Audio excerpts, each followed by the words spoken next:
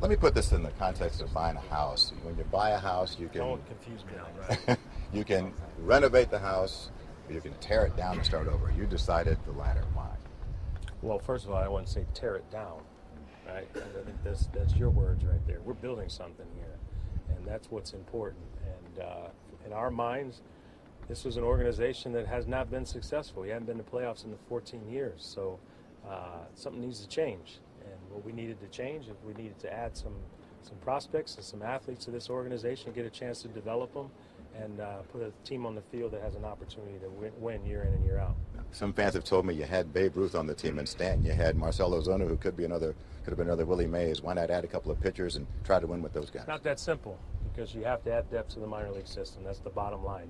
Organizations that are sustainable over time have a strong minor league system, because you need that pipeline of players coming in and out. I'm not guessing on this.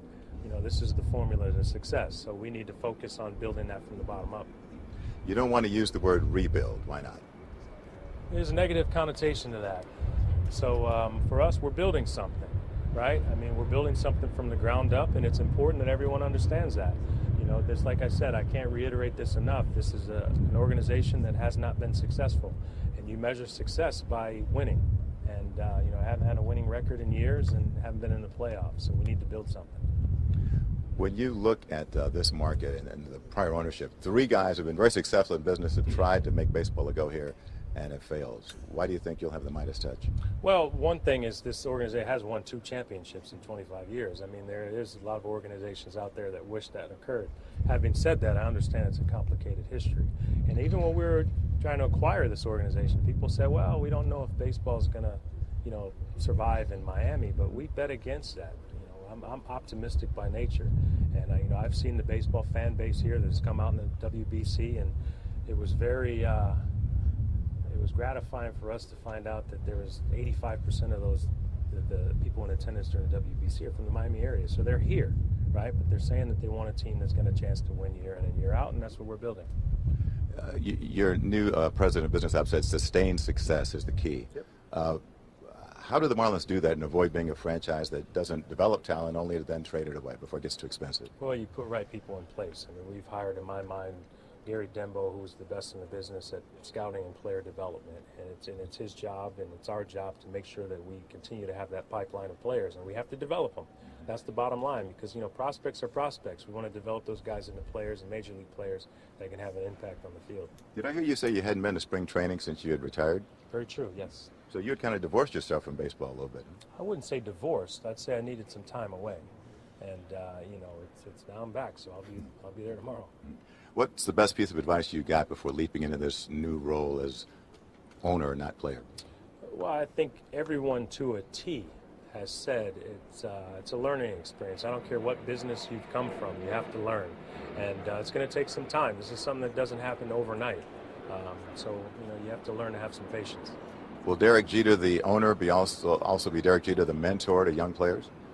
No question. I think anytime you've played a game and you have an opportunity to give back to the younger generation, I tried to do it while I was playing, and then that won't stop. We've had a captain's camp here where the players, minor league players, came over to Marlins Park yesterday and get an opportunity to see them. But you share as much information as you can. It seems like you don't mind taking the heat, because you have taken some heat already from some segments of the community and some fans. You don't mind that, do you? Well, my reaction is we have the best record we've had in years right now. We're 0-0. So, I mean, you got to give us a chance to at least play on the field. And like I said, if this was a situation where we were making a lot of changes to an organization that had success, I would understand a little bit more. But, bottom line, people say they want a team that's successful on the field, and that's what we're going to build. So how patient should a fan be? 3 years, 5 years before we see something? I don't put a time frame on it, because any player that we put on the field is going to handle themselves in a professional manner. They're going to be accountable, they're going to be responsible, they're going to work hard, and they're going to represent the organization, the first-class organization, in the right manner. And everyone that goes on that field is going to compete. And when you compete, you have an opportunity to win. That's why I don't like this rebuild word. We're building something here, and our guys that are on the field are going to play hard.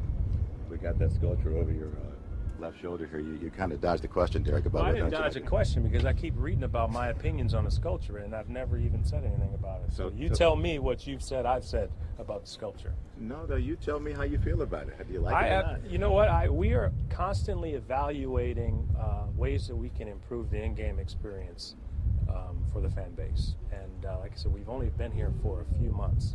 And in order for us to make it a better experience, we have to listen. I don't know what the fan base's experience has been. So we're listening. We're taking this year to listen to them. So the bottom line, the Derek Jeter Miami Marlins will be a team that Plays hard each and every day. You play hard and you're going to carry yourself in a first-class manner because that's what we're building here, a first-class organization. Thanks, Derek. Good Yep. luck. Appreciate it, man. Appreciate it. Thanks, man. All right. Okay, Jim.